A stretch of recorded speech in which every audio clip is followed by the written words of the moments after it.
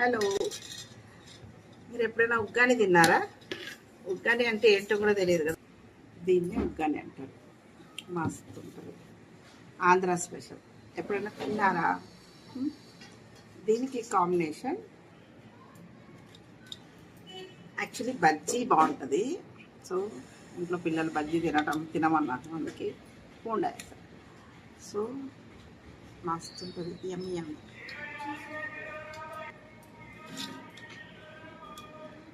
So taste చూసి చెప్పడం ఎలా ఉంటుంది.